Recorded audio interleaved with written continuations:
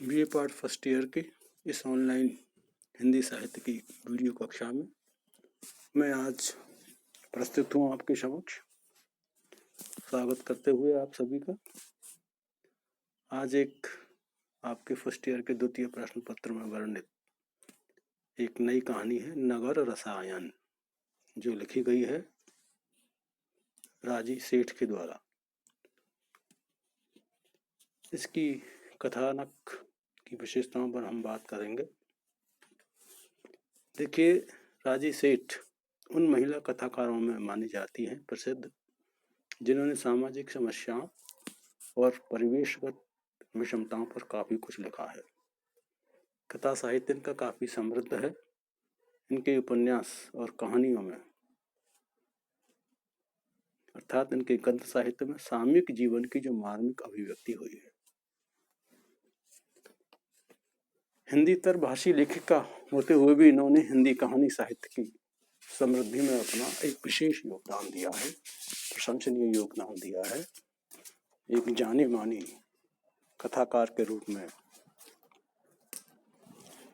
आप हिंदी साहित्य जगत की प्रसिद्धि है। इन्होंने ये जो कहानी लिखी है नगर रसायन,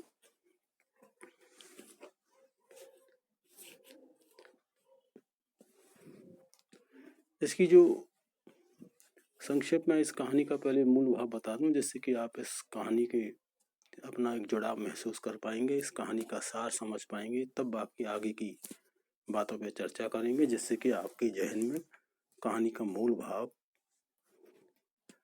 समझ में आ जाए। देखिए, राजी सेठ के द्वारा जो रचित ये कहानी है, ये क्या है कि जो बड़े बड़े महानगर हैं, उनके जो पारिवारिक और जो सामाजिक जीवन होता है, उसकी परेशानियों को लेकर के लिखा गया है। बड़ा ही संवेदनात्मक चित्र खींचा है इन्होंने इस कहानी के अंतर्गत। और महानगरों में प्राय एक रहने की, आवास की समस्या मुख्य होती है, क्योंकि हर व्यक्ति के पास रहने के लिए घर नहीं होता है। तो वो इसीलिए अगर आप देखा जाए तो महानगरों में जो ये इंडिविजुअल मकान के स्थान पर जो फ्लैट का जो कल्चर आया है, फ्लैट में रहने का जो कल्चर आज विकसित हुआ है, महानगरों में आवास की प्रमुख समस्या के कारण ही यह एक नई थीम पैदा हुई है।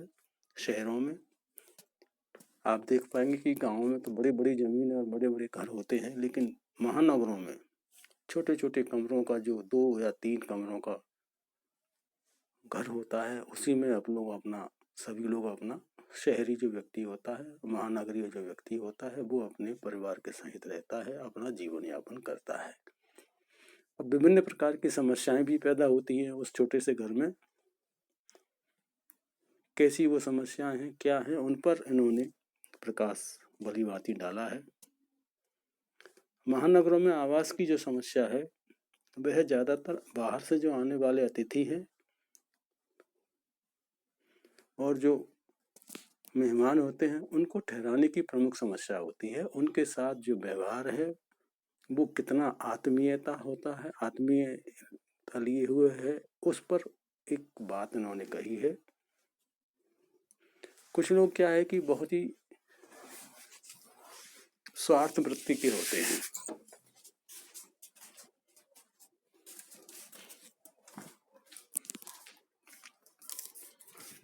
कुछ ऐसे बड़े शहर, बड़े नगर होते हैं, राजधानियां होती हैं, जहां प्राय व्यक्ति का काम पड़ता रहता है, आना जाना रहता है।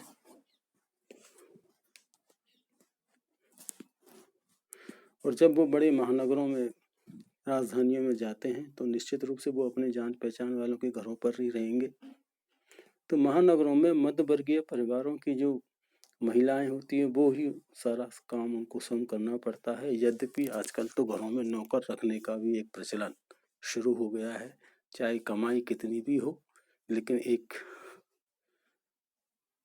झाड़ू, पोंछा, बर्तन, किचन का छोटा मोटा काम, उसके लिए एक नौकरानी का रखना अनिवार्य माना गया है, अनिवार्य हो गया है।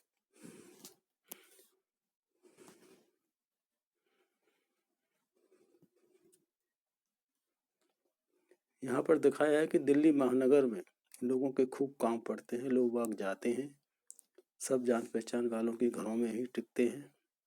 महानगरों में मध्यवर्गीय परिवारों की जो महिलाएं हैं, जो स्वयं काम करती हैं, जिनकी कमाई कम होती है, जिनकी जीविका चलाने के लिए खर्चा कम होता है, वो सब नौकर रख नहीं पाते हैं। तो सभी लोगों की जीवनचर्या प्राय व्यस्त रहती है। काम करते करते सर्विस भी करते हैं, भाग दौड़ भी करते हैं।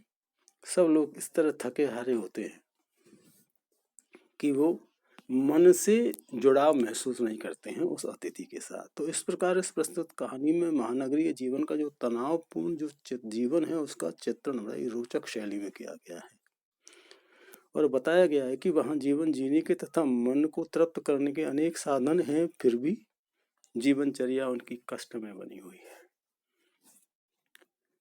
तो इस तरह की परिस्थिति और इस तरह की स्थितियों का जो व्यंजन है, वो इस नगर रसायन कहानी की अंतर्गत किया गया है और इसको हम कह सकते हैं कि इसकी ये मूल संवेदना भी है।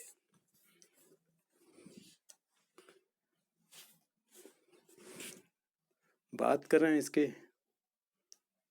कथानक की विशेषताओं पर, तो निश्चित रूप से ये कथानक मौलिक है, क्योंकि शहरी जीवन की मानसिकता पर आधारित है। और ये जो कथा की नायिका है, जिस किस तरह अपने आप को विवश और तनावग्रस्त महसूस करती है, अतिथियों के संबंध में क्या सोचती है, उनके साथ कैसा व्यवहार किया जाता है, इन सारी चीजों का निरूपण बड़ी संवेदना और कलात्मक शैली के साथ इस कहानी में प्रस्तुत किया गया है। महानगरीय जीवन की जो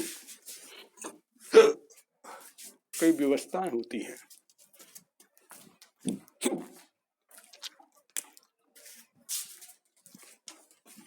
उन व्यवस्थाओं को भी आधार मान करके व्यक्ति अपने व्यवहार में भी परिवर्तन करने के लिए कितना मजबूर हो जाता है, उसका भी यथार्थ अंकन इसमें किया गया है।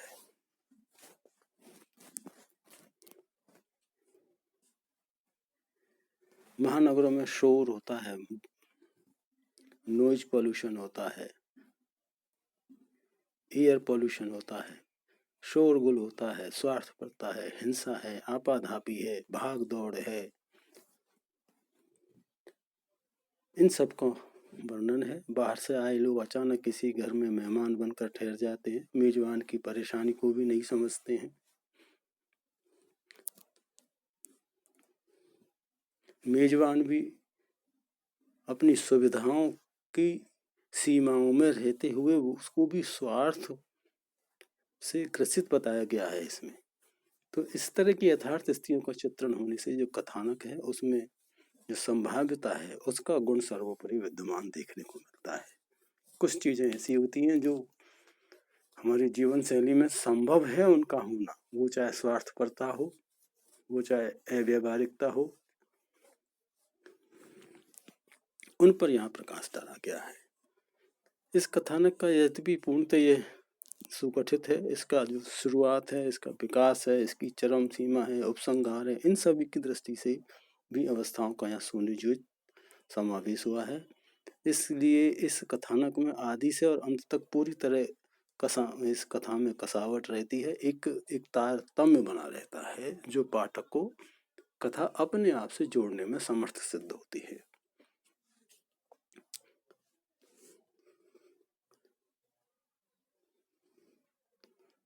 तो कह सकते हैं कि इस कथा के अंतर्गत, इस कहानी के अंतर्गत जो महानगरीय जीवन पर लिखी गई है, तो इस नगरीय जीवन की जो व्यस्तता है, तनाव है, आत्मलिप्तता है, उस सब में इसकी रोचकता बनी रहती है। आगरा से कोई पुराना परिचित केशव नाम का पात्र है, वो किस काम से आता है, कब तक ठहरेगा, कहाँ ठहरेगा, उसके कारण कथानायिका को कितनी परेशानी झेलनी पड़ती है, इन सारी बातों से इस कथा में पाठक की जिज्ञासा लगातार बनी रहती है और इनमें सभी घटनाओं का इस विशेषता से दर्शाया गया है। तो कह सकते हैं कि कहानी अपनी कथानक को लेकर के जो आगे बढ़ती है, वो निश्चित रूप से पाठक को अपने से जोड़ने में समर्थ है। नामकरण के ऊपर अगर बात करें हम, तो इस कहानी का जो नामकरण किया गया है नगर रसायन। रसायन का अर्थ यद्यपि अमृत होता है, ऐसा एक रसायन, ऐसा एक पीने का पेय पदार्थ जो जीवन को लंबा करने वाली औषधि या मन को तृप्त करने वाली पदार्थ के रूप में जाना जाता है।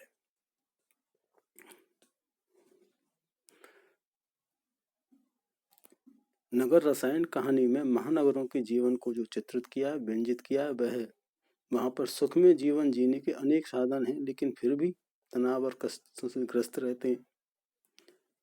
इसीलिए वहां पर अतिथियों के साथ संबंधों में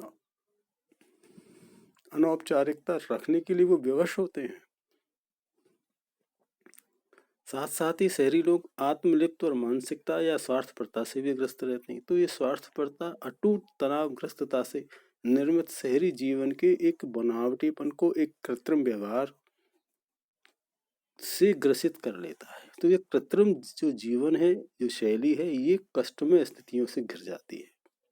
प्रस्तुत कहानी का कथानक और उद्देश्य भी स्थिति को व्यंजित करता है। इस दृष्टि से कहानी का जो नामकरण है, जो शीर्षक है, वो सर्वथा उचित और सार्थक सिद्ध होता है। वैसे भी नागरीय जीवन के कष्ट और सुखों का मिश्रण अर्थात जो रसायन है, यह प्रस्तुत कहानी में स्पष्टता से चित्रित हो जाता है। और कह सकते हैं इसका जो शीर्षक है वो निश्चित अति व्यंजनापूर्ण है।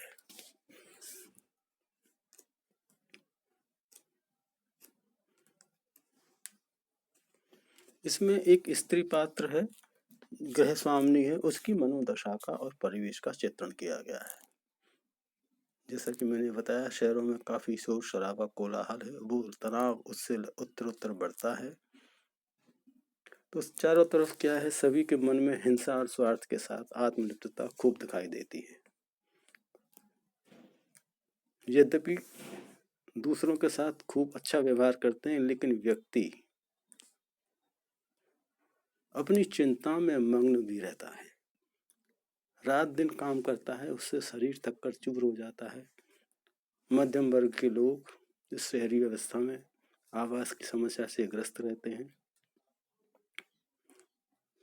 तो बिना सूचना के जो भी कोई अतिथि आ जाता है तथा अल्प परिचित भी होता है, लेकिन वो आने वाला जो मेहमान है वो भी अति परिचित बन करके स्वार्थ साधने वाले लोगों के आने से घर का वातावरण पूरा बिगड़ जाता है, तनावपूर्ण घुटन से भर जाता है। ऐसे में महानगरीय जीवन के रक्त के रसायन कैसे बदलता है, एक भुक्तभोगी ही जान सकता है। और इस प्रस्तुत कहानी में जो लेखिका है राजी सेठ, उसने महानगरों ऐसे ही जीवन का चित्रण यथार्थ समस्या में करते हुए उसके तनाव के अटूट क्रम की सुंदर व्यंजना की है। तो मैंने आज इस नगर रसायन कहानी के माध्यम से इसकी कथानक पर, इसकी संवेदना पर, इसके उद्देश्य और इसके नामकरण की सार्थकता पर आपको परिचय कराया। आज के इस वीडियो कक्षा में इतना ही। आगे की कक्षा में फिर हम लोग नए विषय पर नई बात करेंगे। तब तक के लिए आप सभी को नमस्कार।